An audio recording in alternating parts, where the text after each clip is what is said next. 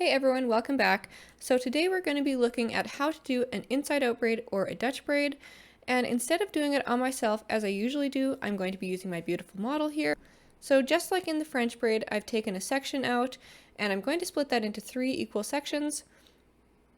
Now with the French braid, we are going to be putting those outer sections over top of the middle section.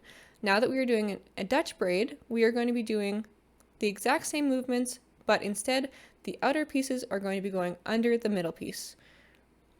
All the way through, we're going to be adding new sections just like in a regular French braid, but we are always going to be adding the new section from the outside down underneath the middle section. So I've taken a new section here, I'm going to smooth it out, make sure it looks nice, separate it out from the other hairs, and now I'm going to pass it underneath that middle section, and that will be the beginning of our braid. You can see it's a little funky at the top there, but don't worry about that because it will smooth out as this braid gets going.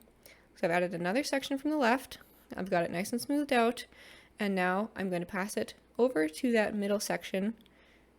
And you can see the way I hold my hands, I kind of have that middle section, the middle section and the outer section held in one hand. So you can't really see the middle section now because it's kind of tucked underneath my middle finger, but as long as I remember which section is the middle section, then that's fine.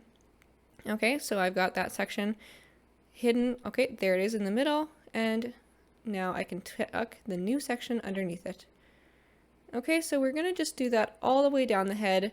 You want to make sure that your sections are still staying equal sizes because again, if they are a big section and on one side and a small section on the other, you're going to end up with a lopsided braid.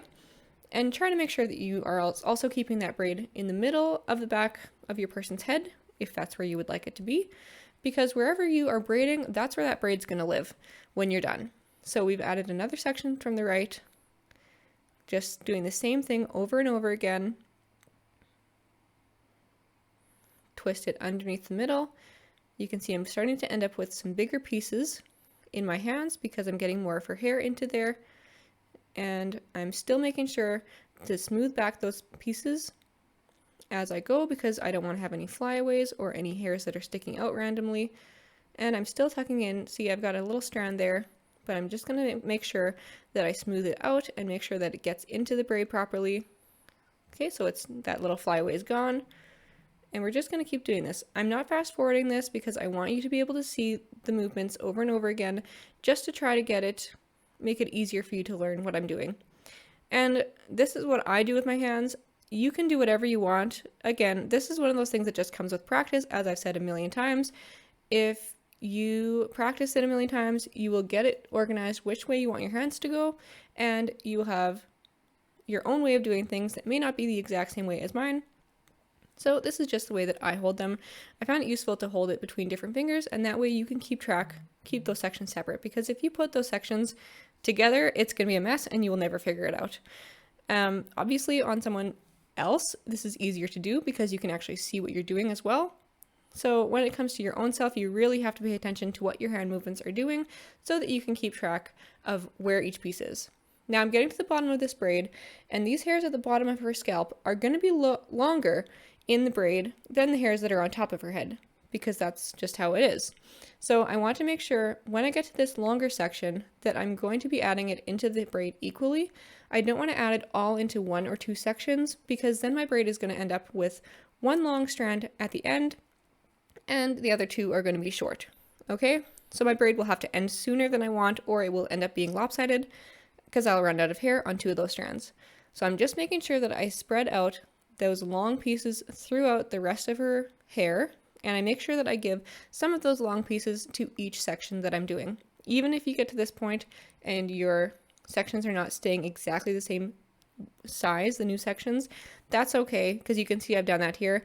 The most important part by this point is making sure that you are adding a little bit of that long hair to each section. And when you're braiding this part as well, if you keep your hands going straight down from the back of their head to their shoulders, you'll end up with a very loose braid at the bottom. If you keep your hands close to the back of their neck as you go down, you will end up with a very tight braid to the back of their neck. I've done that here. I've kept my hands close to her so that her braid is going very tight down the back of her neck. Now I'm getting down to the rest of the braid. I'm not adding any new sections, And I'm going to still keep going underneath with each new piece, making sure that this braid stays the same way. Because if I do suddenly start adding pieces to the top, I think this will just unravel the braid. I've never tried it before. So I put a loose ponytail in here, and now I'm going to go through and pull out these sections just gently, not too much. It's just going to give our braid more volume and make it look that much nicer. You don't have to do this step, and this braid is a little bit looser than the regular French braid. So if you have a lot of flyaways or a lot of little pieces starting to stick out, maybe don't do this section because this step, because it will just make your braid that much looser. Or if you're planning to go to sports or something like that where you're going to be moving a lot, I also wouldn't do that step just because it's going to make it looser. So now that I'm done that, I'm just going to tighten up that ponytail with one more step, check everything and make sure that it's all good and I'm happy with everything being equal and even, and then we're done. As you can see, this is quite different than the French braid when you're done. The braid is sitting more on top of the hair rather than kind of enmeshed in it, and this is a really cute look. I hope you guys enjoyed this video, and let me know if you would like me to keep doing it on models in the future, or if you like the videos where I do it on myself. I know it's nice to be able to do it on yourself, because what's the point of learning if you can't do it on your own hair, right?